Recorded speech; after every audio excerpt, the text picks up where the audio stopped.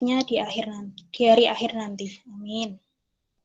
Selanjutnya, untuk menambah keberkahan pada pagi hari ini, kita akan mendengarkan tilawah yang akan dibacakan oleh Saudari Uhti. Kepada Saudari Uhti, dipersilahkan. Assalamualaikum warahmatullahi wabarakatuh. Waalaikumsalam warahmatullahi wabarakatuh. Bismillahirrahmanirrahim. Qad aflahal mu'minun alladzina hum fi salatihim khashi'un walladzina hum 'anil lagwi mu'ridun walladzina hum lizakati fa'ilun walladzina hum li furujihim hafidun illa 'ala aswajihim aw ma malakat aymanuhum fa innahum ghairu malumin faman ibtagha wara'a dzalika fa ulaika humul adun. Shadaqallahul adzim. Allahumma. Assalamualaikum warahmatullahi wabarakatuh. Waalaikumsalam warahmatullahi wabarakatuh. Allahumma arhamna bil Quran. Syukran Saudari Uhti. Semoga dengan mendengarkan tilawah tadi akan menambah keberkahan pada pagi hari ini bagi yang membaca maupun bagi yang mendengarkan. Amin.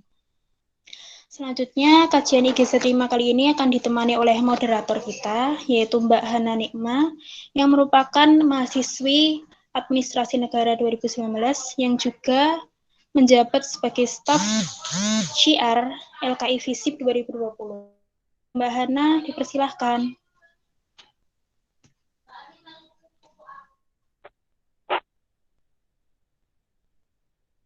Cek, suaraku masuk ya teman-teman? Masuk, Mbak, Terima masuk. kasih. Oke. Terima kasih sebelumnya kepada Andita, selaku MC IGZ 5 kita yang telah memberi kesempatan kepada aku buat melanjutkan acara selanjutnya. Dan juga terima kasih kepada teman-teman yang telah meluangkan waktunya untuk ikut Islamic Zone kali ini. Assalamualaikum warahmatullahi wabarakatuh. Alhamdulillahirabbil alamin wa bihi nasta'in wa ala umuri dunya waddin. Assalatu wassalamu ala asrofil anbiya'i wal mursalin wa ala alihi washabihi ajma'in amma ba'du. Seperti yang udah diumumin teman-teman, IGZ kelima kali ini mengusung tema leadership atau kesetaraan hak pada perempuan yang menekankan pada tokoh Rasuna Said. Benar. Nah, teman-teman, leadership atau kesetaraan hak pada perempuan ini itu kan lagi hype banget ya, lagi banyak banget diomongin, diperbincangin, di mana-mana, di kajian, di seminar, atau bahkan di sosmed, di kelompok-kelompok kecil kita, itu tuh banyak banget lagi diomongin. Nah, pun banyak banget tokoh-tokoh yang lagi istilahnya itu memperjuangkan kesetaraan hak pada perempuan. Jadi, salah satunya itu adalah tokoh muslim di Indonesia, yaitu Rasuna Said. Nah, jadi siapa sih Rasuna Said itu dan gimana sih Islam itu memandang leadership atau kesetaraan hak pada perempuan? Marilah kita simak pemaparan dari pemateri kita, yakni Ibu Rianawati SSMA. Sebelumnya, aku bacain dulu ya CV dari beliau, CV singkat dari beliau. Beliau itu merupakan dosen dari Fakultas Ilmu Budaya di universitas kita, Universitas 11 Maret, dan beliau juga merupakan seorang penulis. Beliau lahir di Wonogiri 5 November 1980, dan saat ini beliau tinggal di Jalan Insinyur Sutami, Surakarta. Riwayat pendidikan beliau yakni S1 Sastra dan Bahasa Indonesia di Universitas 11 Maret, dan kemudian melanjutkan S2 beliau di Ilmu Sastra UGM. Kemudian beliau sering melakukan penelitian, beberapa penelitian beliau diantaranya pada tahun 2017, pandangan pengarang Indonesia terhadap harmoni sosial dan dalam novel-novel pasca reformasi, kemudian di tahun 2018, transformasi dan gerakan keagamaan dalam sastra anak Islam melalui cyber sastra tahun pertama, kemudian di tahun 2019, transformasi dan gerakan keagamaan dalam sastra anak Islami melalui cyber sastra di tahun kedua, dan lain-lain. Kemudian buku-buku yang telah beliau terbitkan, diantaranya ada Petrichor. Petrichor merupakan kumpulan cerpen, kemudian ada Romansa, itu adalah novel, kemudian ada Ku Kenang Wajahmu, itu merupakan kumpulan cerpen dan puisi. Sebelumnya, mohon izin dulu, pemaparan materi ini berlangsung selama 45 menit, dan untuk teman-teman diharap untuk mematikan mikrofonnya selama penyampaian materi, dan mohon disimak sebaik mungkin materi pada hari ini, karena setelah pemaparan materi akan ada sesi tanya-jawab selama 30 menit. Untuk itu, saya persilahkan kepada Ibu Riana untuk memaparkan materinya. Assalamualaikum, ini Ibu Riananya udah masuk belum ya?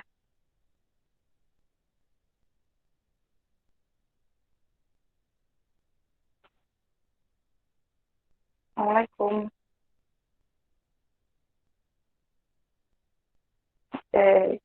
Oke. Jadi Ibu Riananya sedang ada sesuatu, jadi agak telat teman-teman. Bentar.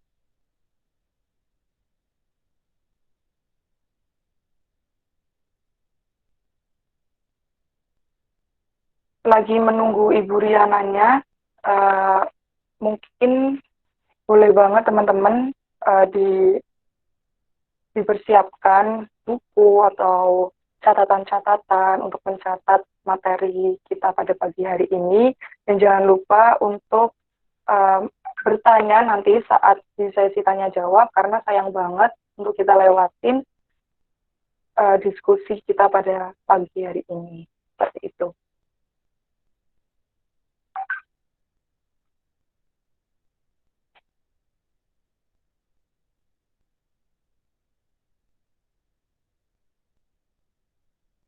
Nah, teman-teman, menurut teman-teman, sambil nunggu Ibu Riana, mungkin kita bisa bertukar opini atau pendapat dari teman-teman semua. Mungkin dari teman-teman ada yang mau menyampaikan kayak leadership itu apa sih sebenarnya, dan leadership itu gimana sih leadership, kalau leadership atau kesetaraan hak perempuan itu gimana sih? Mungkin ada yang mau berpendapat atau gimana? Atau tahu kalian? Cek, halo. Halo Nada. Aku kenalin, nama aku Nada. Aku mau ngomong sedikit soal kesetaraan hak perempuan itu. Boleh banget Nada. Kalau menurutku kan orang-orang itu ya. Sebentar. Oke.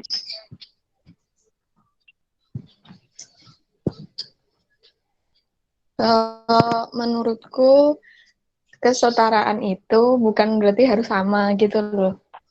Jadi kalau misalnya kan orang-orang mikirnya kayak kalau setara tuh harus sama gitu. Kalau cowok kerjanya ini ya cewek juga boleh gitu. Ya nggak harus sama, tapi di porsinya masing-masing gitu.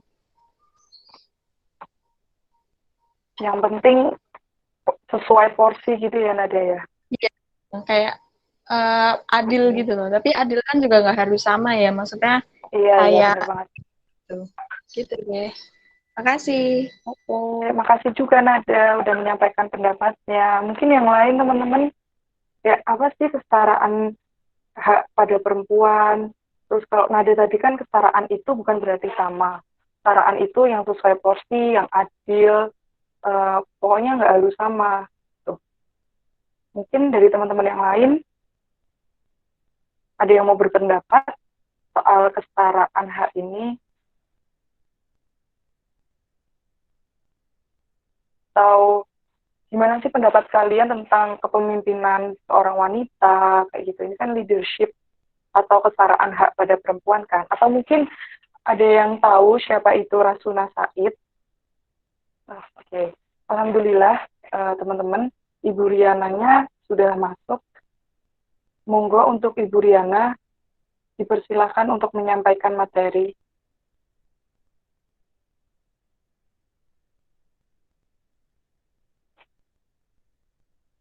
Silakan Bu. Ya, Ya, terdengar ya suara saya ya? terdengar Bu, alhamdulillah. Oke. Bismillahirrahmanirrahim. Assalamualaikum warahmatullahi wabarakatuh. Waalaikumsalam warahmatullahi wabarakatuh. Ya, alhamdulillahirabbil alamin. Asyhadu an la ilaha illallah wa asyhadu anna Muhammadar Rasulullah. Allahumma shalli ala Muhammad wa ala ali Muhammad. Rabbi sholli sadri wa yassir li amri wahlul 'uqdatam min lisani yafqahu qawli. Adik-adik mahasiswa yang dirahmati Allah Subhanahu wa taala, alhamdulillah pada kesempatan siang hari ini bisa dijumpakan oleh Allah Subhanahu wa taala ya dalam keadaan yang sehat walafiat insyaallah. Saya juga alhamdulillah sehat. Ini tadi sedang rapat Dewan Dosen di FIB belum selesai ya. Jadi saya tadi meninggalkan forum Zoom kemudian pindah ke forum Meet ya karena sekarang satu hari itu justru banyak sekali kegiatan-kegiatan yang online ya. Jadi kelihatannya di rumah tetapi justru acara-acara yang online itu banyak sekali dan kita sama-sama memaklumi ya karena memang di era pandemi ini kita tetap harus aktif walaupun tidak bisa bertemu secara fisik tapi insya Allah kita tetap bisa bersilaturahim, bisa berkelana ya pikiran kita bisa terus semangat berkontribusi dan salah satunya adalah kajian ini ya yang diadakan oleh LKI FISIP dan mengambil tema yang cukup menarik. Ya, biasanya nih anak-anak FISIP cara berpikirnya agak berbeda ya dari segi politik, sosial ya, juga kaitannya mungkin budaya. Dan tadi kemarin saya diminta panitia untuk menyampaikan satu tema yang cukup menarik ya tentang kesetaraan hak perempuan dengan mengambil satu contoh atau tokoh yaitu Hajah Rangkayo Rasuna Said gitu ya. Nah, materi sudah saya berikan ke panitia, sudah dibagi atau belum? Nanti silahkan boleh meminta ke panitia, tetapi di PowerPoint yang saya sampaikan itu masih sangat umum ya, artinya poin-poin penting saja karena memang waktunya hanya 30 menit kan ya saya ya. Ini sedikit mengulang, tadi Maaf sudah Bu, dikenal ya. maaf Bu, 45 menit tuh. 45 menit ya? Ya. Tadi saya Enggak, sudah dikenalkan belum ya, Mbak ya? ampun Sudah Bu, ya? sudah. Sudah Ya. ya. Jadi selain di Sastra Indonesia FIB, saya juga Salimah dan juga di forum Lingkar Pena Pusat ya. Baik, untuk awalan tentang sejarah Rasuna Said, mungkin Afatifillah semuanya pernah mendengar nama itu, utamanya yang ada di daerah Jakarta, karena menjadi nama jalan ya, nama jalan protokol, jalan besar juga di daerah Kuningan sana. Banyak yang mengira Rasuna Said itu laki-laki, ya. Mungkin juga beberapa dari kita kalau belum membaca sejarahnya itu dianggap atau mengira ya laki-laki karena memang Said nama belakang beliau ini diambil dari nama bapak ya, nama bapaknya Hajah Rasuna ini. Nah, ada satu uh, tagline atau kalimat yang sangat terkenal, itu saya tulis di awal slide 3 itu, bahwa beliau, sosok Rasuna Said itu memajukan perempuan ya dengan pendidikan agar mereka merdeka. Jadi ini satu kalimat indah yang terus dikenang ya oleh kita, apalagi kita sosok perempuan, yaitu majukan perempuan dengan pendidikan. Ya, agar apa? Agar mereka itu perempuan ya, agar mereka itu merdeka. Nah, artinya bahwa pendidikan itu sebenarnya memajukan kita ya sebagai kaum perempuan ya. Jadi pendidikan ini memajukan kita, menyetarakan kita. Mengapa ini digaungkan terus sejak beliau menjelang dewasa ya? Kalau kita lihat lahirnya beliau tanggal 14 September tahun 1910, berarti kita melihat bahwa tahun 1910 itu 1920-30 lah ya kalau kalau beliau remaja, posisi perempuan masih sangat dinomor duakan ya, second person, second sex ya. Perempuan itu dianggap sebagai orang kedua dalam masyarakat dan itu terbukti dari literatur sastra ataupun sosiologi ya. Mengapa sastra saya sebut? Karena sastra itu merupakan potret realitas pada masa tertentu. Jadi kalau ingin melihat kondisi sosiologi zaman tahun 1920-an misalnya, maka kita bisa melihat karya sastra Balai Pustaka. Karena Balai Pustaka itu tahunnya ya, tahun diresmikannya atau digunakannya milik Belanda kan ya Balai Pustaka itu tahun 1920-an. Nah, di situ karya sastra tahun 1920-an mencerminkan kondisi sosial pada masa itu. Nah, ada satu eh, karya yang sangat terkenal misalnya Siti Nurbaya ya yang ditulis ulang atau difilmkan ulang atau dibuat sinetron banyak sekali versinya. Itu terbit pertama kali tahun 1920 yang di situ memotret kondisi sosiologi masyarakat pada tahun 1900-an, utamanya 1920-an, yaitu apa? Perempuan tidak perlu sekolah tinggi-tinggi. Ya, itu ada kalimat yang muncul dalam dialog novel itu gitu ya. Nah, ini maka saya katakan mengapa sosiologi dan sastra itu ada hubungan erat gitu ya antara kondisi sosial pada masa itu terwujudkan atau muncul dalam karya sastra gitu ya. Makanya di sastra ada sosiologi sastra.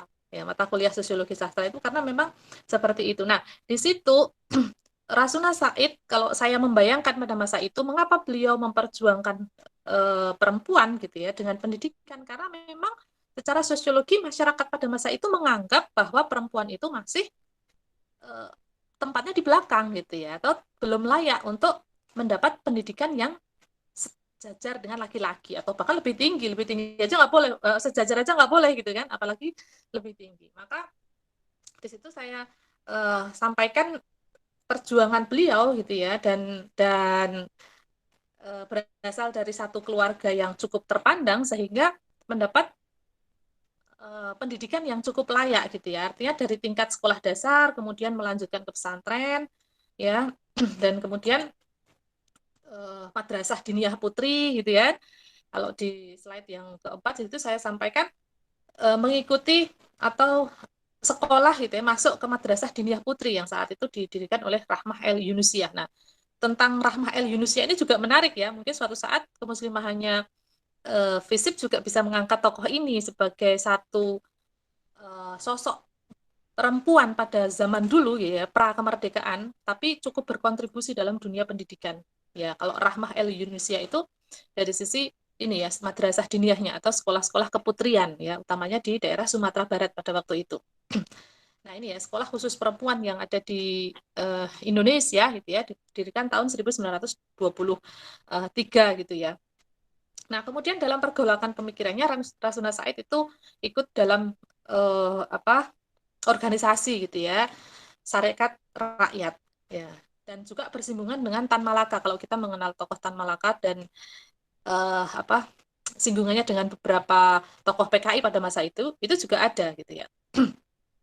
Tetapi kemudian dalam perkembangannya beliau ini mengikuti atau bergabung dalam PERMI gitu ya, Persatuan Muslimin Indonesia.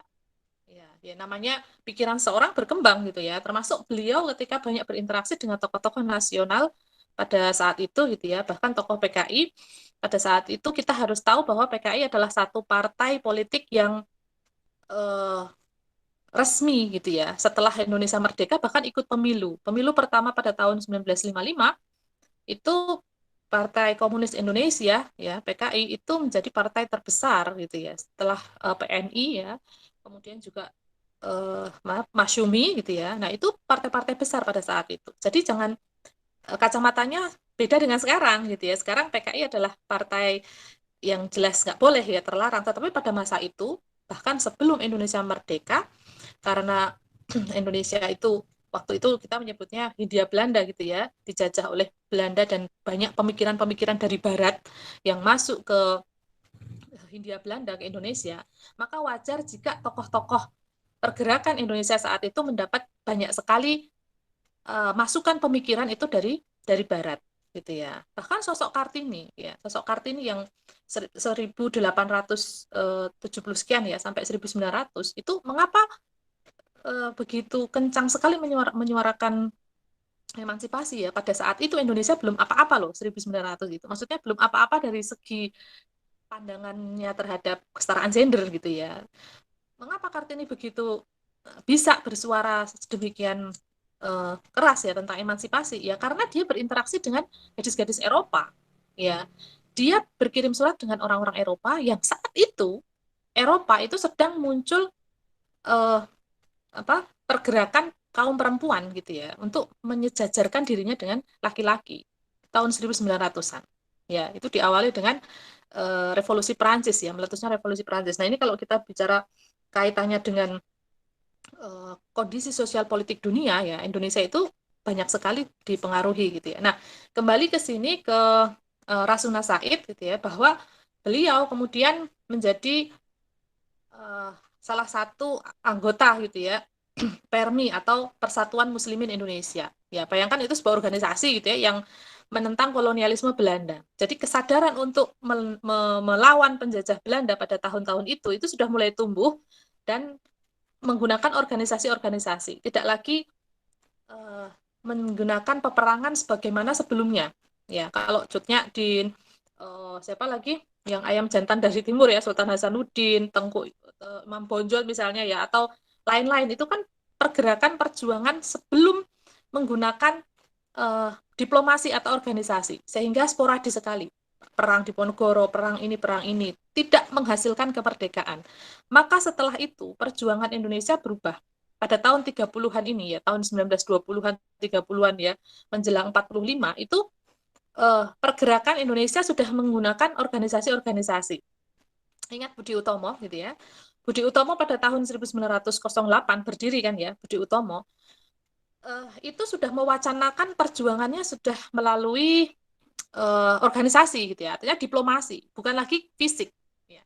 Maka 1928 Sumpah Pemuda itu tercetus, itu bukan tiba-tiba, ya, tapi sudah melalui proses persiapan yang sangat panjang melalui organisasi kepemudaan ini dari seluruh tanah air pada waktu itu. Bayangkan, Budi Utomo 1908 gitu ya, kemudian Sumpah Pemuda 1928. Ada rentang 20 tahun ya untuk mempersiapkan itu. 1928 merdeka tahun 45.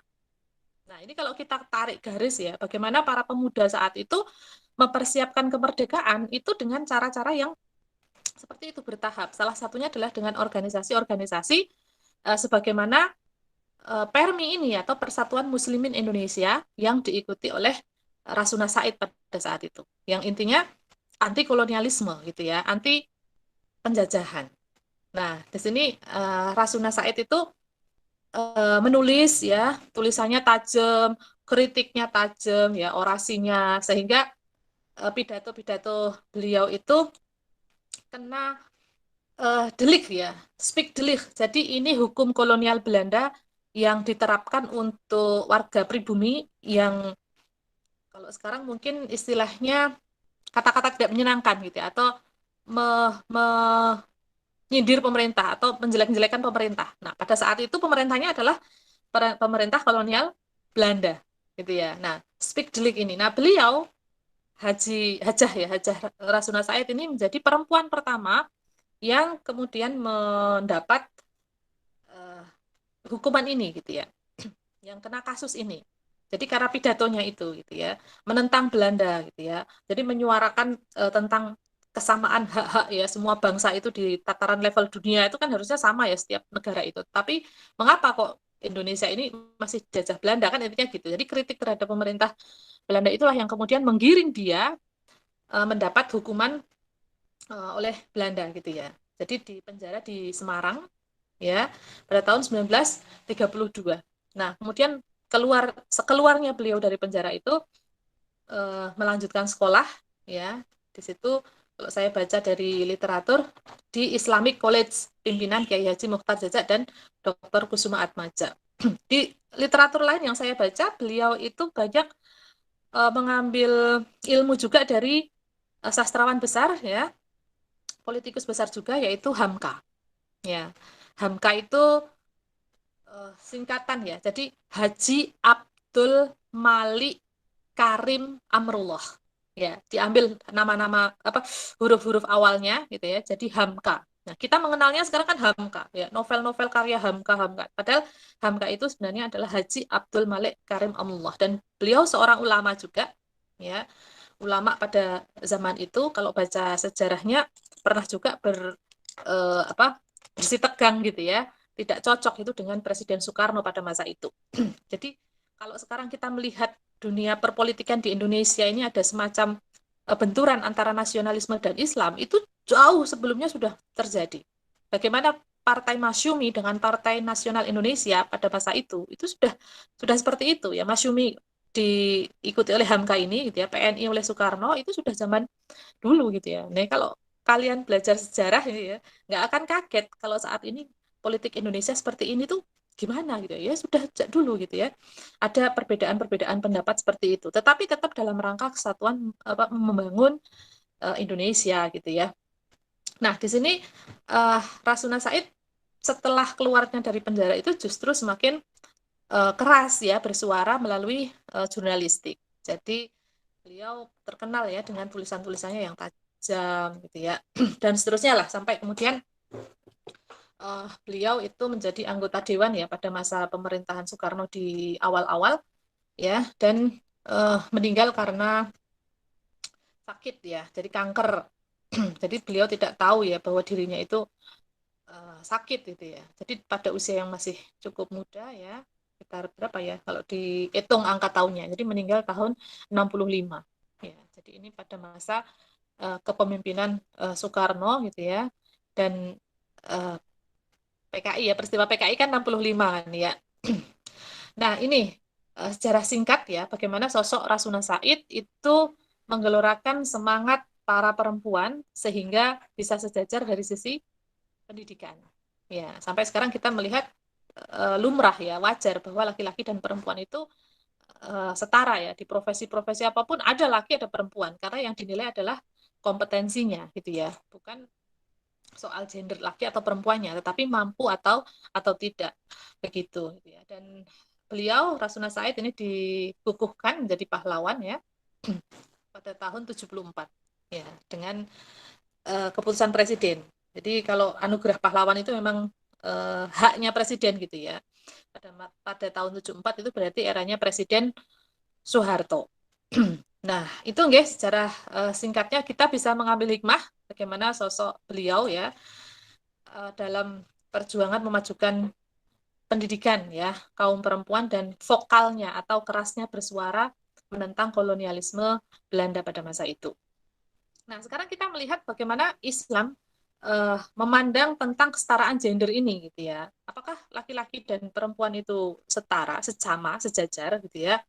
Karena di luar sana kita melihat ada Islamofobia, ketakutan terhadap Islam, dengan menggal atau memilih ayat-ayat tertentu dalam Quran dan hadis yang menunjukkan seakan-akan laki dan perempuan itu tidak sejajar. Ya. Contohnya apa kalau dalam Al-Quran? Ar-rijalu qawwamuna 'ala nisa, itu ya, Quran surat An-Nisa. Laki-laki adalah pemimpin perempuan. Itu dipelintir ayat itu seakan-akan bahwa namanya pemimpin itu di atas first, pertama gitu. Dan perempuan itu dipimpin berarti di bawah adalah second. Opini itu terus didengungkan. Kemudian juga ditambahi dengan hadis-hadis yang mendiskreditkan perempuan. Misalnya apa? Warisan, ilmu waris, pembagian warisan, bahwa laki-laki mendapatkan bagian satu, sedangkan perempuan adalah setengah, ya, setengah dari bagian ke anak laki-laki. Nah, itu didengung-dengungkan, seakan-akan Islam itu tidak adil terhadap laki-laki dan perempuan. Kok warisan laki-laki lebih banyak daripada warisan untuk anak perempuan, gitu ya. Padahal kalau kita telisik lebih jauh bahwa hak kepemilikan warisan perempuan ini yang setengah dari laki-laki itu adalah milik personal perempuan itu sendiri. Sedangkan kalau laki-laki itu bisa menjadi dibagi lagi untuk istrinya, untuk ibunya, ya kan begitu. Terus saksi, laki-laki itu bersaksi cukup satu, tapi kenapa perempuan itu harus 2 orang, gitu ya? Itu juga istilahnya dimunculkan ya, seakan-akan mendiskreditkan bahwa Islam itu tidak menyetarakan antara laki-laki dan perempuan. Nah, orang-orang yang Islamofobia atau takut gitu ya terhadap Islam itu mendengung-dengungkan itu ditambah dengan misalnya gitu ya, kok orang iso jadi imam wong wedok ya, perempuan nggak bisa jadi imam, kok perempuan harus berjilbab gitu ya, itu kan mengekang bagi mereka gitu ya, pandangan mereka bahwa jilbab ini mengekang perempuan gitu ya, kok perempuan tidak boleh bersuara mendayu-dayu gitu kan dan seterusnya gitu ya. Padahal kalau kita melihat di Al-Quran ada persamaan laki-laki dan perempuan ya. Di surat itu sudah saya sebutkan ya, di Al-Ahzab, Al-Hujurat, An-Nisa gitu ya. Persamaan sebagai apa? Sebagai hamba Allah yang dinilai ketakwaannya. Jadi masuk surganya kita ke surganya Allah nanti itu bukan karena laki-laki atau perempuan, tapi karena ketakwaannya gitu ya. Kemudian sama-sama khalifah fil ard. Jadi Allah menyebut manusia di situ. Gitu ya. Manusia itu berarti dua jenis kelamin, yaitu laki-laki dan perempuan, sebagai khalifah fil ard. Khalifah itu apa? Wakil. Ya, wakil Allah di bumi. Wakil Allah di bumi maksudnya bagaimana gitu ya? Bahwa yang akan memakmurkan bumi itu ya, yaitu ya manusia. Dan ini sempat diprotes dulunya oleh malaikat ya. Mengapa manusia yang mungkin nanti akan merusak? Kenapa bukan kami malaikat? Ya, malaikat kan gitu. Kami yang selalu tunduk dan patuh padamu ya Allah. Maka Allah memberikan jawaban, aku lebih mengetahui. Ya, itu jawaban Allah gitu ya atas protesnya malaikat, mengapa yang dijadikan khalifah fil ard itu adalah manusia, dan manusia tadi jenis kelaminnya adalah laki-laki dan perempuan, Adam dan Hawa. Jadi kalau sekarang ada jenis kelamin yang lain ya patut dipertanyakan gitu ya yang sedang gencar-gencarnya mengkampanyekan LGBT gitu ya, yang mengakui jenis kelamin selain laki-laki dan perempuan ya, ini kalau kita kembalikan ke asal muasal manusia itu sudah sangat bertentangan.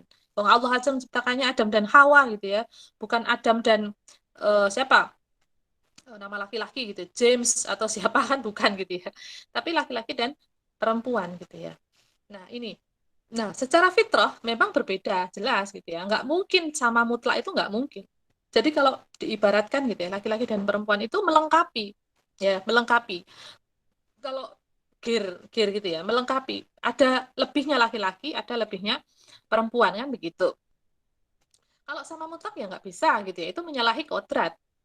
Secara fisik Allah membuat kita beda kok ya. Kita punya rahim, kita punya payudara ya, kita punya suara yang lebih lembut gitu ya. Kita punya kalau mata gitu ya, pernah melihat atau ikut kajiannya Dokter Aisyah Dahlan gitu ya, bahwa matanya laki-laki itu fokus ke depan gitu ya. Kalau perempuan itu lebar ya. Jadi kalau pas duduk itu orang datang dari pinggir itu bisa mengetahui. Itu dari fisik ya, fisik ya. Mata kita aja sudah berbeda dengan mata laki-laki gitu ya. Jadi kalau disuruh sama dengan laki-laki dan perempuan itu nggak mungkin, itu menyalahi kodrat gitu ya. Nah, itu beberapa ayat ya di Al-Quran gitu ya. Dan kemudian di hadis ada tentang hadis yang melebihkan perempuan ya. Jadi ini di slide yang ke-11 ini saya menyampaikan bahwa perempuan itu dilebihkan atas laki-laki dan laki-laki pun dilebihkan atas perempuan. Jadi masing-masing itu punya kelebihan yang tidak bisa saling menggantikan, yaitu tadi gitu ya. Jadi komplementer, namanya komplementer itu melengkapi, bukan dikotomi ya, bukan dipertentangkan, tetapi komplementer. Contoh hadis yang melebihkan perempuan itu hadis tentang ibumu itu ya, kita udah hafal gitu ya. Nggak ada di situ Rasulullah menyebutkan ayahmu kan ada, nggak ada gitu ya. Tapi ibumu. Jadi bukti bahwa perempuan itu dilebihkan. Nah kemudian dilebihkan juga kita nih di rumah misalnya nanti gitu ya, ranah kerja kita domestik ya misalnya, bukan berarti saya melarang publik gitu ya. Saya sendiri juga publik ya, keluar rumah juga saya lakukan gitu ya. Tapi kalaupun nanti kerja kita adalah kerja domestik ya di rumah, itu akan jadi ladang pahala bagi kita. Ya, karena kita menerapkan, mengaplikasikan ilmu kita ya ke keluarga kita. Yang pertama adalah anak kita, suami kita, gitu kan, masyarakat di sekitar kita. Nah itu akan jadi ladang pahala. Ini pernah dikisahkan bahwa perempuan zaman sahabiah ya zaman Rasulullah itu protes kan sama Rasulullah. Ya Rasulullah, mengapa kaum laki-laki itu boleh berperang sementara kami di rumah? Sedangkan pahala berjihad kaum laki-laki itu luar biasa. Kenapa kami tidak boleh ikut berjihad mendapatkan pahala yang serupa dengan mereka ya Rasulullah? Protes gitu ya kaum perempuan zaman itu. Kemudian dijawab apa oleh Rasulullah Shallallahu Alaihi Wasallam? Kalian, hai kaum perempuan, ya ummahat, ibu-ibu, di rumahnya kalian melayani suami, memenuhi kebutuhannya untuk berangkat perang, ya suami dan anak-anak laki-laki kalian, pahala kalian sama dengan yang mereka dapatkan. Masya Allah gitu ya. Nek kabeh maju perang, yo piye no, gitu kan? Kalau semuanya maju perang, siapa yang di rumah kan begitu. Nah, itu kelebihannya perempuan. Sedangkan laki-laki itu juga dilebihkan atas perempuan. Kayak tadi ar-rijalu qawwamuna 'ala nisa tadi ya, bahwa laki-laki itu pemimpin pelindung ya. Bukan berarti pemimpin ini kemudian sewenang-wenang gitu ya. Pasti ada aturan tertentu di situ bahwa tanggung jawabnya seorang laki-laki itu justru lebih banyak. Istrinya, ibunya, saudara perempuannya, iya kan? Jadi eh, laki-laki itu juga punya kekewaman gitu ya, dan ini harus dipertanggungjawabkan dia juga. Nah, kita kan gandul ibaratnya perempuan itu nanti gitu ya. Gandul itu ya artinya tetap punya potensi sih kita ya, jadi baik buruknya kita bukan karena laki-laki atau pasangan kita gitu ya, tetapi kita tuh ada yang support gitu loh ya. Nah, kemudian juga laki-laki yang bekerja mencari nafkah itu juga jadi ladang pahala buat dia. Ya, ini hadisnya banyak ya. Ketika seorang datang pada Rasulullah, kemudian ya Rasulullah saya tidak punya pekerjaan gitu ya, diberi kapak ya. Kapak itu alat untuk mencari kayu. Pergilah ke hutan gitu ya. Dan kemudian dia bercerita bahwa dia mendapatkan penghasilan dari mencari kayu di hutan itu, dan Rasulullah menyampaikan bahwa setiap tetes keringat yang kau keluarkan ya untuk mendapatkan nafkah ya, untuk mendapatkan ini gitu ya, makanan untuk memberi makan keluargamu, itu akan dihitung menjadi pahala. Gitu ya. Masya Allah. Jadi ini tadi komplementer tadi, saling melengkapi. Dan di situ Allah menegaskan di An-Nisa ayat 32, janganlah kamu iri hati terhadap keistimewaan yang dianugerahkan Allah terhadap sebagian kamu atas sebagian yang lain, gitu ya. Jadi laki-laki juga mempunyai hak atas apa yang diusahakannya, dan perempuan juga mempunyai hak atas apa yang diusahakannya. Nah, berarti kan indah sekali gitu ya. Islam ini memberikan satu wacana ya tentang kesetaraan gender ini gitu ya, antara laki-laki dan perempuan. Beda peran gitu ya, tetapi saling melengkapi. Nah, di akhir slide itu saya tunjukkan bahwa Islam kita, Islam yang indah ini, yang universal ini mengatur seluruh kehidupan kita dari hal kecil sampai yang besar. Nah, hal kecil itu apa ya? Contohnya ini ya, soal peran ya, soal perempuan, peran perempuan gitu ya, harkat dan martabat wanita itu sangat dihargai gitu ya, atau diperhitungkan. Zaman sebelum Islam ternyata nggak seperti itu gitu ya. Begitu Islam datang, eh, pendiskreditan terhadap perempuan itu lama-lama terhapus. Ingat bahwa bayi-bayi perempuan yang dikubur gitu ya, dikubur hidup-hidup, di Quran surat At-Takwir di situ Allah juga menyebut ya, apabila bayi-bayi perempuan yang dikubur hidup-hidup ditanya, karena dosa apakah dia dibunuh? Jadi zaman jahiliyah mereka ya, kaum yang jahil ini yang belum kenal dengan Islam ini malu punya anak perempuan. Ya, mereka kubur hidup-hidup. Ada satu kisah yang menyebutkan Umar bin Khattab gitu ya. Meskipun ini ada miss juga, artinya belum jelas ya kebenarannya apakah Umar pernah melakukan ini, tapi saya pernah membaca Umar itu nangis ya sampai bekas air matanya itu ya, di matanya itu sampai membekas ya. Suatu saat dia itu habis nangis tertawa gitu, gitu ya. Kemudian ditanya, mengapa ya Umar gitu ya, menangis dan tertawa gitu ya. Menangis karena aku mengingat pada masa dulu aku pernah mengubur anak ya, bayi perempuanku ya. Sangat menyesal sehingga dia menangis. Kemudian terus mengapa aku tertawa gitu ya? Aku tertawa ketika dulu juga zaman jahiliyahku ya. Saat aku membuat Tuhan dari roti, tepung ya, dari tepung gandum dibentuk gitu ya, dibentuk kayak boneka gitu ya, dijadikan Tuhan ya, artinya disembah ya. Nah, kemudian ketika musim paceklik dan aku tidak ada makanan, aku makan Tuhan-Tuhanku itu. Ya, aku ambil Tuhan-Tuhanku itu yang jadi bahannya dari tepung tadi. Kemudian aku makan. Maka di situ aku tertawa ya, menertawakan masa laluku, masa jahiliyah. Ya, Ini cerita Umar gitu ya. Mengapa dia menangis sampai sebegitunya. Nah, dari kisah ini kita melihat bahwa pada masa dulu gitu ya, bayi-bayi perempuan itu menjadi aib ya sebuah keluarga dan mereka membunuh bayi-bayi perempuan itu. Ya. Kemudian di agama yang lain gitu ya, itu kalau haid ya perempuan saat haid itu nggak boleh kumpul dengan keluarganya, dianggapnya kotor. Bahkan piring makan, wadah makan yang digunakan oleh perempuan yang haid ini disendirikan karena dianggap kotor. Kalau kita melihat film-film klasik era Yunani, Romawi gitu ya, perempuan-perempuan hanya dijadikan sebagai pemuas seksual laki-laki. Ya, mereka ditaruh di tempat-tempat tertentu yang harus siap melayani laki-laki ya, pemuas kebutuhan biologis laki-laki dan seterusnya. Maka ketika Islam datang, Masya Allah, disitulah Islam itu memuliakan perempuan, ya kan? Menempatkan posisinya sebagai seseorang yang terhormat dan sama sederajat dengan laki-laki. Ya. Dan salah satunya perintah berjilbab itu gitu ya, yang disambut dengan berduyun-duyun ya oleh perempuan pada masa itu sampai mereka menarik gorden, mereka menggunakan selimutnya. Karena apa? Karena Islam menegaskan bahwa yang dinilai itu adalah kebaikannya, bukan fisiknya. Yang disebut bertakwa itu adalah apa? Hatinya gitu ya. Sehingga melepaskan diri pada penilaian-penilaian yang sifatnya physically.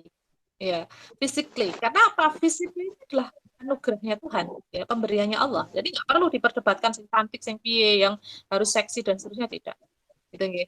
Nah, kalau sekarang ditanya bagaimana gitu ya, jilbab itu justru membebaskanmu, padahal jilbab ini menutupimu, kita sudah tahu jawabannya gitu ya.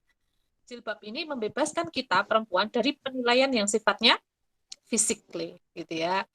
Nah, mungkin itu yang bisa saya sampaikan gitu nggih untuk materi kali ini. Mungkin waktunya kurang gitu ya sebenarnya, banyak hal yang harus banyak kita diskusikan sebenarnya gitu ya kaitannya dengan kesetaraan gender ini, tapi monggo nanti bisa diskusi gitu ya atau tanya jawab biar lebih nyaman, enak gitu ya. Dan saya kembalikan waktu ke moderator, mohon maaf ya kalau ada kekurangan. Billahi taufik wal hidayah. Wassalamualaikum warahmatullahi wabarakatuh.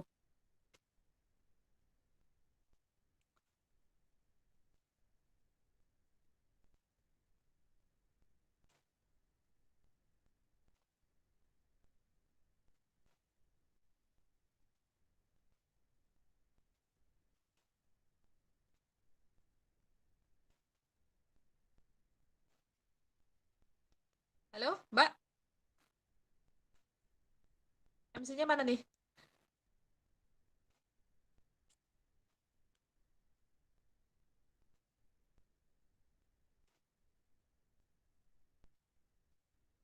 Oke. Kaum muslimahan live nih malahan nih kayaknya nih ya. Ada yang ingin didiskusikan? Monggo sambil menunggu moderator ataupun admin yang mungkin terkendala sinyal. Kalau ada yang ingin bertanya, diskusi. Maaf tadi gangguan sinyal. Iya, Pak. Ya, maaf. Bentar. Terima kasih Bu Riana atas materi yang telah disampaikan. Monggo teman-teman, jika ada yang ingin bertanya, saya beri kesempatan untuk 3 orang bisa chat dulu di kolom chat dengan format nama _ instansi. Monggo. Bentar. Oh, baik. Boleh Nada Numaskia untuk open mic.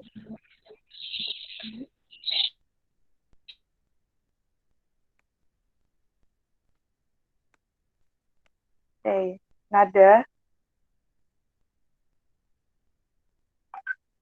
Assalamualaikum.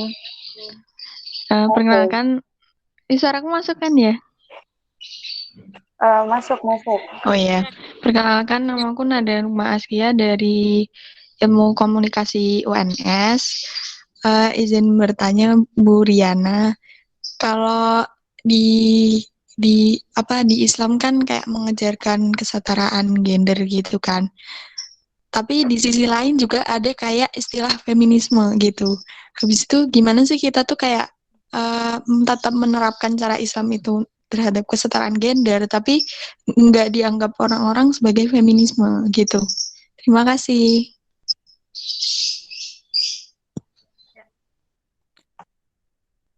Langsung jawab atau gimana, Dek? Nunggu yang lain? Bu, boleh Bu dijawab dulu, monggo. Oke, langsung jawab ya. Iya, iya. Ya, baik. Jadi feminisme gitu ya, atau paham penyetaraan perempuan itu lahir dari Barat ya sebenarnya ya.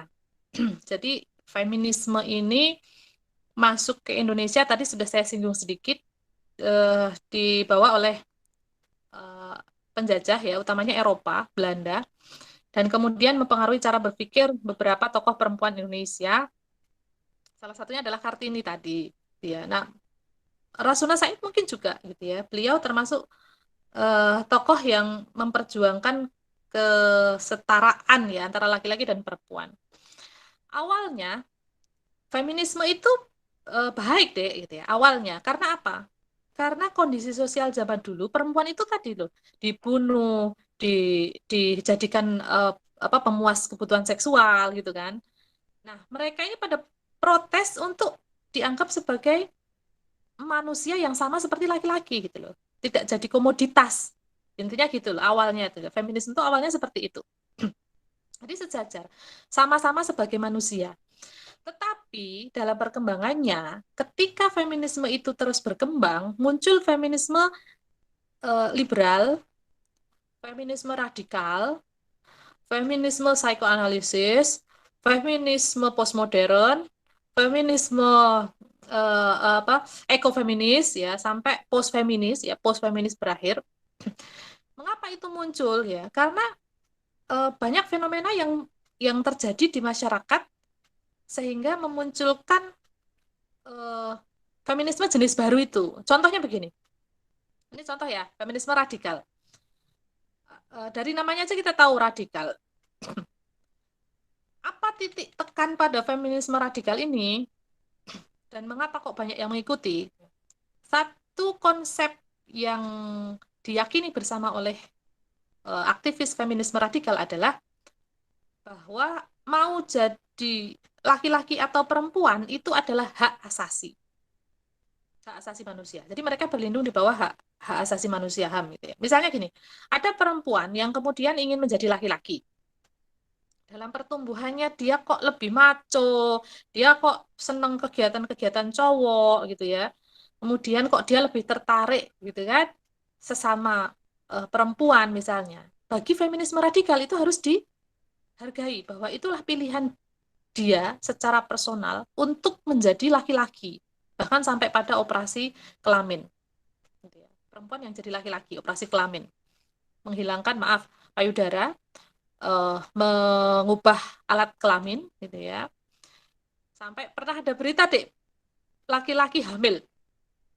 Mengapa? Karena dia masih punya rahim di dalamnya. Karena dia sebenarnya awalnya adalah perempuan.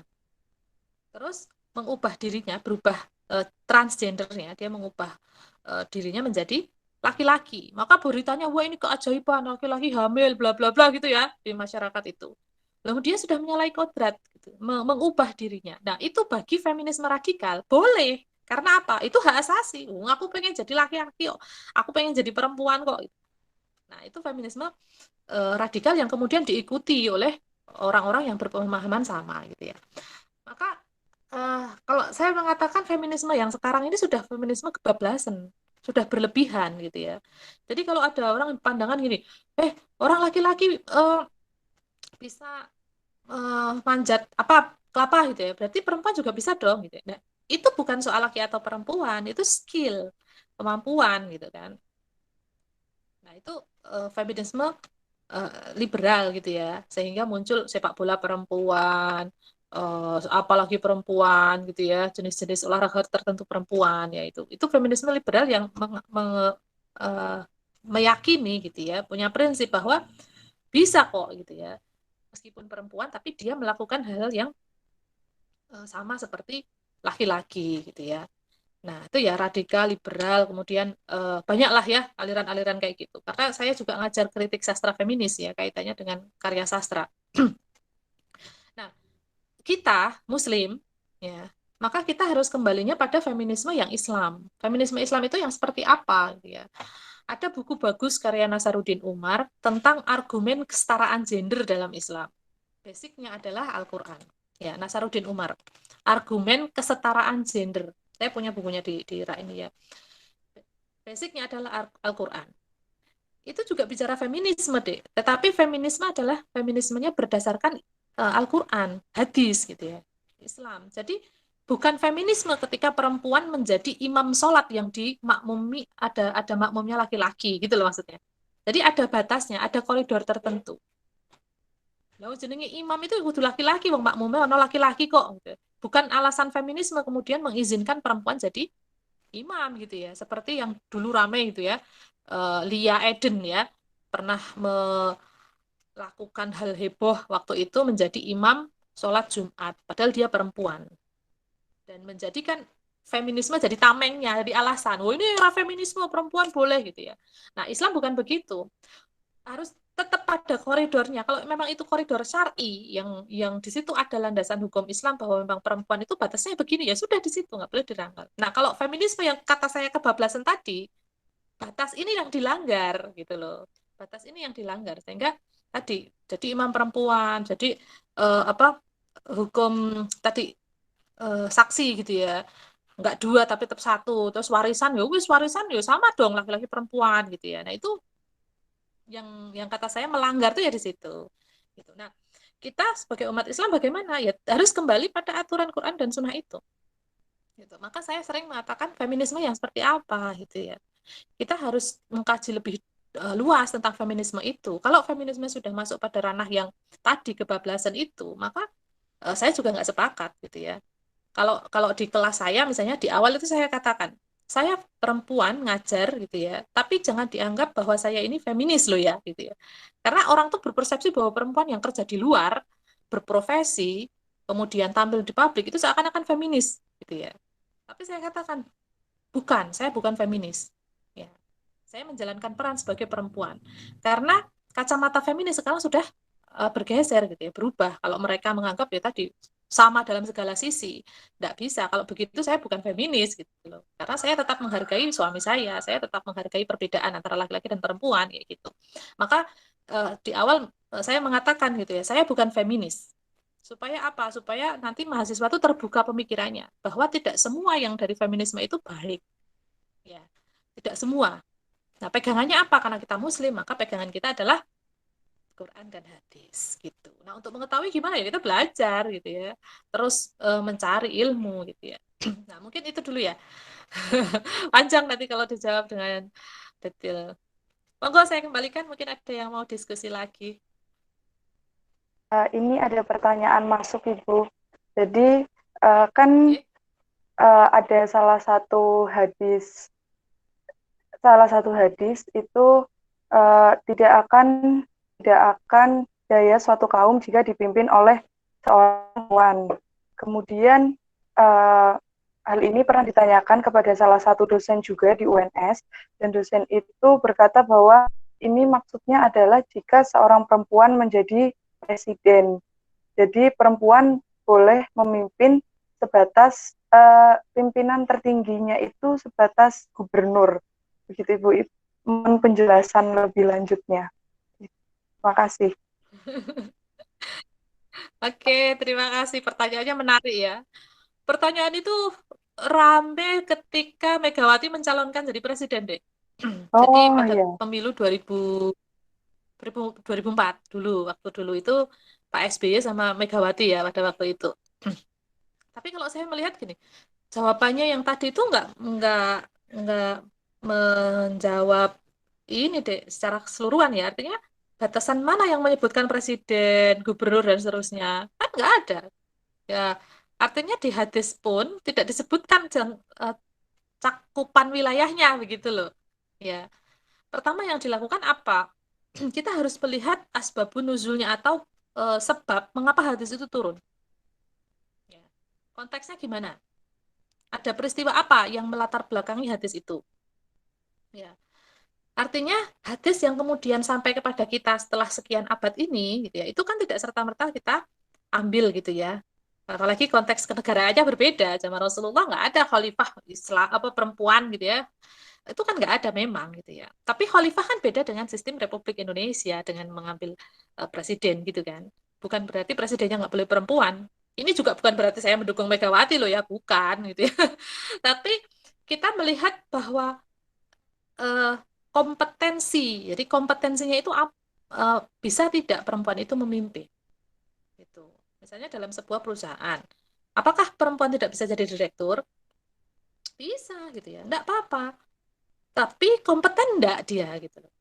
Masalahnya selama ini di masyarakat kan yang lebih kompeten laki-laki. Karena apa? Karena perempuan cenderung eh, zona nyaman, nggak mau belajar, stagnan kan begitu ya. Kalau laki-laki kan suka tantangan ya. Kalau ada perempuan yang bisa menjadi pemimpin di situ gitu ya, itu boleh sebenarnya. Itu menurut saya gitu ya. Kalaupun nanti presiden itu calonnya ada perempuan, ya enggak apa-apa gitu ya. Kalau memang dia kompetensi. Kita lihat dari level yang paling rendah itu dia sudah selesai belum? Misalnya ini, level paling rendahnya perempuan apa misalnya di keluarga terhadap anak-anaknya? Urusannya sudah selesai belum? Bagaimana dia urusan di publik, di rumah aja nggak beres? Mungkin dia nggak pernah parentingnya kurang bagus ya, ngurusi omah nggak beres misalnya gitu ya. Nah, bagaimana mau mengurus yang jauh lebih besar dari itu? Maka saya sendiri utamanya ya ketika mau berperan di ranah publik di luar rumah gitu ya, saya pastikan bahwa di dalam rumah itu sudah selesai dulu ya, bahwa anak saya kenyang, bahwa rumah saya sudah rapi, bahwa suami saya sudah terlayani dengan baik ya, bahwa urusan-urusan domestik itu semuanya sudah beres, sehingga ketika saya misalnya dakwah ngaji ya, ngisi kajian di luar sana, itu nggak ada yang mencibir loh Mbak kayak ngopo ngisi aduh-aduh sampai sana omahe ora beres. Mbak iso ngomong kayak gitu, Ibu iso ngomong kayak gitu, wong di rumah wae deh, gawene ngutangi apa njaluk-njaluk utang atau pinjem-pinjem uang ke tetangganya gitu. Berarti kan itu nggak memberikan ini ya, teladan yang baik ya. Artinya dia belum kompeten untuk urusan dirinya sendiri. Nah, kayak gitu. Jadi untuk detail hadis dan seterusnya saya mungkin tidak bisa memberikan apa penjelasan lebih gitu. Tetapi saya melihat bahwa kompetensi itulah yang paling penting ya, apakah dia mampu ya, dilihat dari mana ya, track recordnya dia tadi gitu ya. Kalau kemudian kita tiba-tiba mengusulkan saya misalnya jadi presiden, ya nggak ada yang percaya no, siapa Riana Wati kok jadi presiden, kompeten apa dia gitu ya.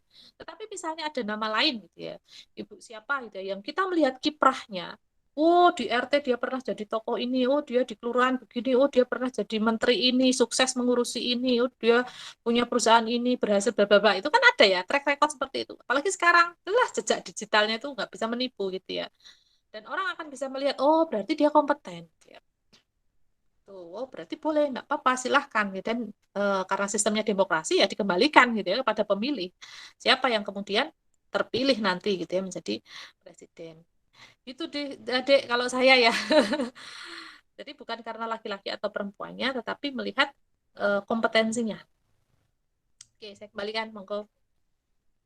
Oke, baik. Terima kasih, Bu. Kemudian ada pertanyaan masuk lagi. Ini apakah kesetaraan gender sama dengan emansipasi? Kesetaraan gender sama dengan emansipasi. Apakah mereka sama atau berbeda? Seperti itu. Terima kasih. Ya, ya, ya mirip sih sebenarnya. Jadi kesetaraan gender, gender ya. Kita harus memahami ya, gender itu beda dengan apa namanya jenis kelamin. Ya, gender tidak sama dengan jenis kelamin. Ini satu kata dulu ya, kesetaraan gender dulu. Jadi gender itu dikonstruk oleh masyarakat.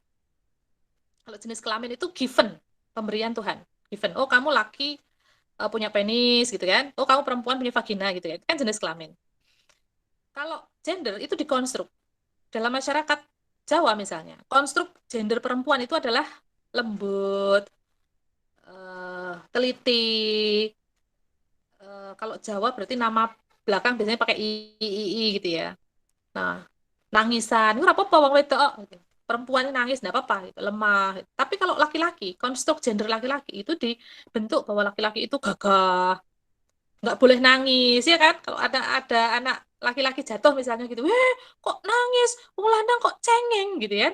Itu kan dikonstruksikan oleh masyarakat. Padahal boleh nggak laki-laki nangis? Boleh, nggak apa-apa. Apalagi kalau nangis di hamparan sajadah gitu ya, minta sama Tuhan, ya Allah kok aku nggak diberi jodoh misalnya gitu ya. Boleh nangis, nggak apa-apa. Tetapi masyarakat mengkonstruk seakan-akan bahwa laki-laki itu nggak boleh nangis. Yang boleh nangis itu perempuan. Gitu. Bahwa perempuan itu nggak boleh jalan cepet-cepet. Yang boleh jalan cepet tuh laki-laki gitu ya. Padahal perempuan boleh nggak jalan cepet? Boleh, apalagi ngoyak bis, ya ngejar bis misalnya gitu ya. Ya kudu cepet, mosok melaku ini gitu ya. Bisa bablas Melayu ya gitu ya. Nah itu bedanya gender. Maka disetarakan, dibentuk harusnya konstruknya adalah setara. Mengapa disetarakan? Karena selama ini tidak setara. Contohnya apa ya tadi? Itu contoh sederhana yang saya sebutkan. Laki-laki nggak boleh nangis gitu ya. Oh perempuan kok nih, oh melaku gagah men gitu ya. Nah itu harus disetarakan. Boleh ya, asal sesuai kebutuhan gitu. Nah eh, kalau emansipasi gitu ya. Nah emansipasi itu eh, pergerakannya, usahanya. Jadi usaha perempuannya itu untuk menyejajarkan dirinya dengan laki-laki gitu. Ya hampir mirip gitu kan ya. Mungkin dengan feminisme juga begitu. Feminisme emansipasi itu kan juga mirip. Jadi eh, meskipun dari kata ya, kata yang berbeda, tetapi secara makna sama gitu ya, yaitu ingin menyejajarkan ya kaum laki-laki dan perempuan gitu. Itu jawaban singkat saya. Ada pertanyaan masuk lagi, Bu. Jadi kan saat ini itu kan banyak banget porsi-porsi khusus untuk wanita, contohnya itu di parlemen. Nah, tapi itu dengan adanya porsi khusus buat wanita, jadi kayak seolah-olah dia itu, uh, jadi misal ada nama Mawar ya, Bu. Nah, Mawar itu di parlemen itu tuh buat disuruh oleh ayahnya, karena ada porsi khusus buat wanita itu, tetapi dia itu di permen itu tuh cuman kayak boneka doang, boneka dari ayah kayak gitu. Nah itu menurut Ibu bagaimana? Solusi yang Ya, tepat atau mengapa? bagaimana kayak gitu? Terima kasih. Ya, karena undang-undang pemilu di Indonesia itu memang mengharuskan 30% calon legislatif itu harus perempuan. 30%. Jadi misalnya nih, ada Partai X. Partai X itu mengajukan 10 calon anggota legislatif, calon anggota dewan. Maka dari 10 nama itu, 3 harus perempuan. Ya, 3 harus perempuan, karena 30%. Ini banyak dikritisi. Mengapa 30? Kenapa tidak 50-50? Laki 50%, perempuan 50%. Harusnya kan begitu. Realnya, kenyataannya deh, di masyarakat, 30% calon perempuan ini nggak ada. Susah sekali. Susah sekali. Jadi perempuan yang mau untuk menjadi anggota dewan, untuk maju sebagai calon legislatif ini ya contohnya itu susah sekali. Sehingga ada rekayasa dari tiap partai politik, ya hampir semua partai politik saya katakan, untuk memenuhi kuota 30% itu, calegnya itu. Akhirnya dipilihlah nama-nama yang tadi, ya wis disuruh bapak, disuruh siapa, ya wis kui maju pokoknya iki kok syaratnya 10 orang itu 3 orang perempuan tuh ada. Kalau nggak ada perempuan nggak boleh kok ini 10 caleg ini nggak boleh maju semuanya. Ya mau diisi laki-laki semua juga nggak boleh gitu ya. Nah itu masalah undang-undang gitu kan. Inginnya sih menyetarakan, inginnya sih membawa aspirasi perempuan supaya dibawa oleh kaum perempuan juga. Padahal kenyataannya belum tentu anggota legislatif perempuan itu membawa suara perempuan, belum tentu. Ya. Ini harus jadi catatan juga. Nah, sehingga muncul calon anggota legislatif yang tadi nggak kompeten karena apa? Dadaan, sengaja direkayasa. Wis pokoknya ini. Nah, wis pokoknya itu tadi yang penting nyalon. Delalai dadi ya, dilalah tuh apa ya? Ternyata lah gitu ya, ternyata jadi gitu ya. Karena perempuan dipilih oleh perempuan juga. Nah, kalau dia berpendidikan, mau belajar dan seterusnya, ya mungkin bisalah ya menjadi anggota legislatif yang mewakili suara perempuan. Tetapi kalau kemudian dia tidak punya kompetensi itu, ya akhirnya dia tetap kalah suara. Yang namanya demokrasi itu yang banyak ya yang menang kok ya. Contohnya misalnya Solo ini. Solo ini ketika mau mengajukan calon tandingnya si Gibran, ya calon anggota calon apa wali kota, ya kenapa tidak bisa? Kalian nih ilmu politik nih, kan harus tahu toh. Karena yang duduk di anggota DPRD Kota Surakarta itu 30 ya 35 kalau nggak salah ya itu PDIP semuanya. Ya. Dari 45 kursi kalau nggak salah ya 45 itu yang 30 sekian itu PDIP.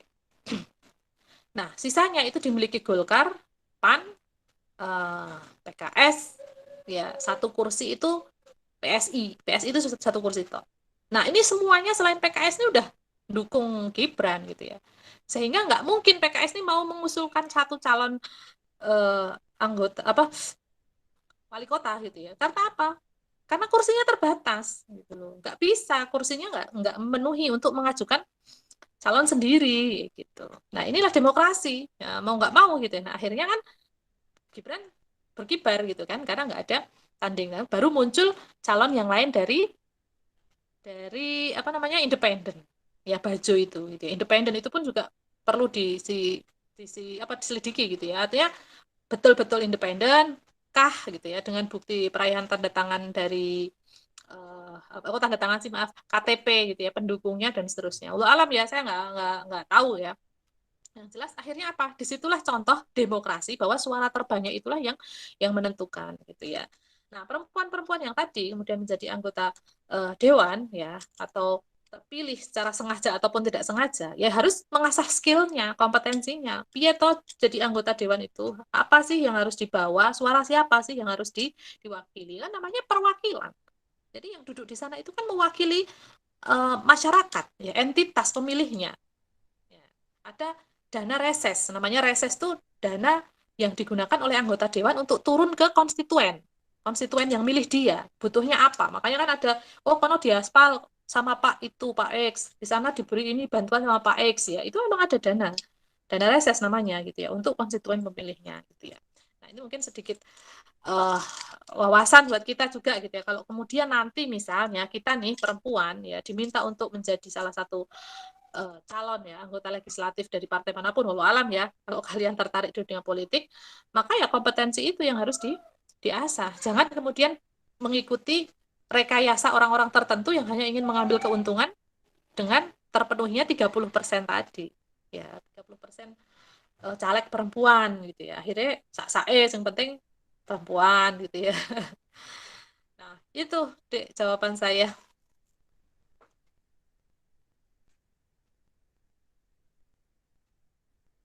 Oke. Mungkin dari teman-teman ada yang ingin bertanya lagi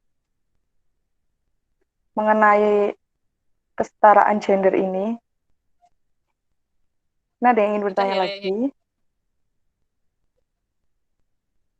lagi. Mungkin sudah teman-teman. Ada lagi? Enggak. Oke, mungkin benar Ibu. Ada lagi teman-teman? Sudah. Oke, baik. Ya sudah. Terima kasih untuk Ibu Riana atas materi yang disampaikan. Terima kasih sudah sharing-sharing ilmunya tentang kesetaraan gender ini. Semoga ilmu yang Ibu Riana beri kepada kita semakin membuka wawasan kita. Amin, amin ya rabbal alamin. Monggo Ibu bisa meninggalkan forum. Oke, sudah Terima ya. kasih Bu Riana. Oke. Ya, terima kasih Bu. Ya. Apa saya tinggalkan forum ya? Ya, terima kasih Bu.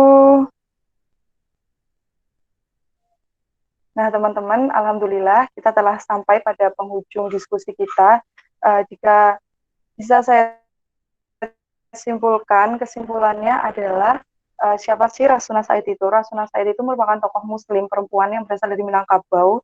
Dia itu seperti Kartini yang turut memperjuangkan kesetaraan hak antar perempuan dan laki-laki, dan beliau itu berfokus kepada memajukan perempuan di bidang pendidikan. Kenapa sih? Karena perempuan itu dulu dianggap di bawah laki-laki, dianggap yang kedua, pokoknya bekerja hanya di belakang. Maka dari itu beliau memajukan perempuan dengan pendidikan. Pun karena beliau latar belakangnya adalah orang yang berpendidikan kan.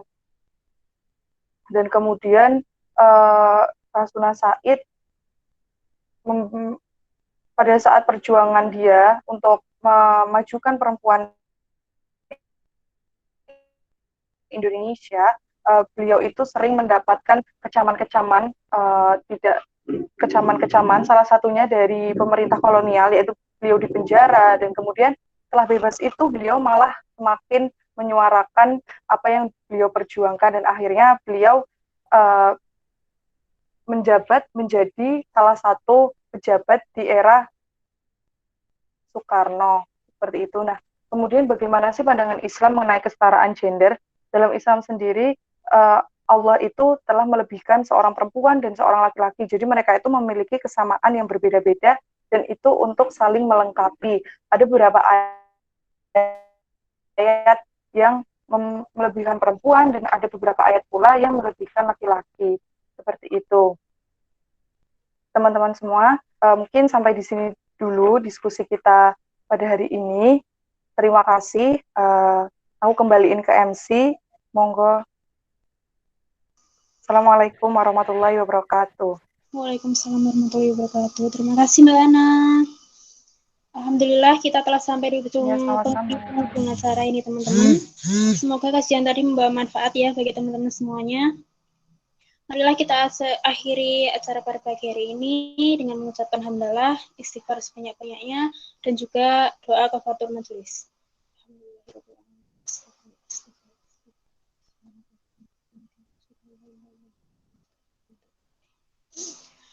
Oke, saya Anita selaku MC pada acara kajian IGZ 5. Mewakili panitia semuanya, meminta maaf atas kesalahan dan tutur kata yang kurang berkenan di hati teman-teman semuanya, mohon dimaafkan. Terima kasih teman-teman atas partisipasinya. Semoga kita dapat bertemu di kajian IGZ selanjutnya. Wabillahi taufiq wal hidayah. Wassalamualaikum warahmatullahi wabarakatuh.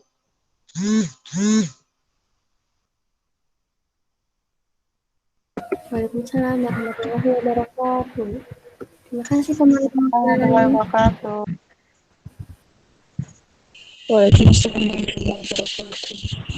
Jangan lupa presensi ya.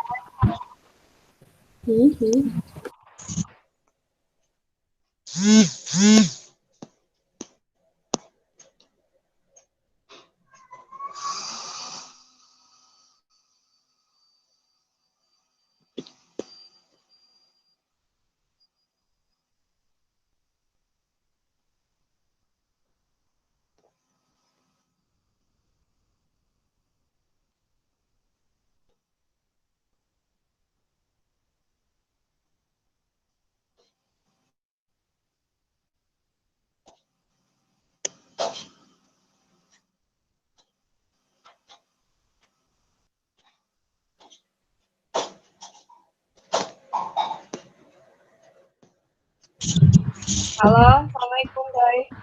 Kalian eval ya? Waalaikumsalam. Rekamannya nggak dimatiin dulu tuh soal.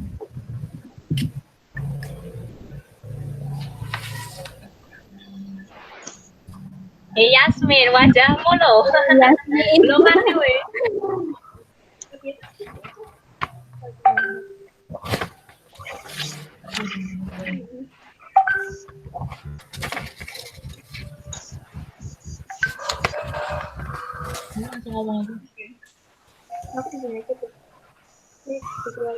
Tapi nggak dikeluarin. Rekamanmu nggak mau matiin dulu.